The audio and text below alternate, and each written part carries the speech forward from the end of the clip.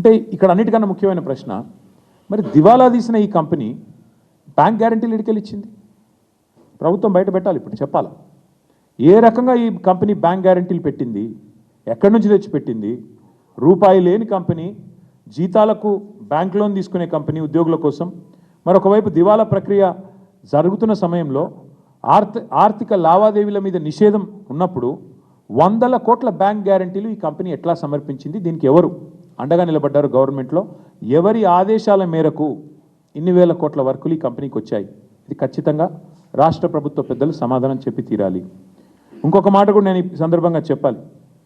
ఇన్ని కాంట్రాక్ట్లు, బ్యాంక్ గ్యారంటీలు, ఖాతాల్లో 100 కోట్లు, మరి ఎక్కడి నుంచి ఇలాంటి కంపెనీకి వస్తాయి, ఎలా వచ్చాయి? ఇది కూడా దీని మీద కూడా ఆరా తీయాల్సిందే. సుప్రీంకోర్టు చెప్పినట్టు ఖచ్చితంగా సీరియస్ ఫ్రాడ్ ఇన్వెస్టిగేషన్ ఏజెన్సీ కానీ, సిబిఐ కానీ, ఈడీ కానీ ఈ విషయంలో వెంటనే రంగంలో దిగాలని చెప్పి కూడా మేము డిమాండ్ చేస్తూ ఉన్నాం. ఎందుకంటే ఇదేదో రేవంత్ రెడ్డి గారి సొంత వ్యవహారం కాదు, 6,000 కోట్ల ప్రజాధనానికి సంబంధించిన వ్యవహారం ఇది.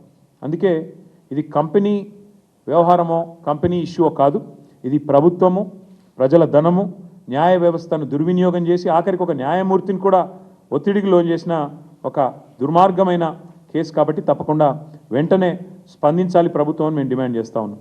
అట్లాగే సూటిగా నేను కొన్ని ప్రశ్నలు అడుగుతా ఉన్నాను ఇవాళ ఈ ప్రభుత్వాన్ని. సిఐఆర్పిలో, అంటే దివాలా ప్రక్రియ తెలుగులో చెప్పాలంటే సిఐఆర్పిలో ఉన్న సంస్థకి గత 2 ఏళ్లుగా ఈ ప్రక్రియ సాగుతోంది, ఇవాళ కొత్తది కాదు.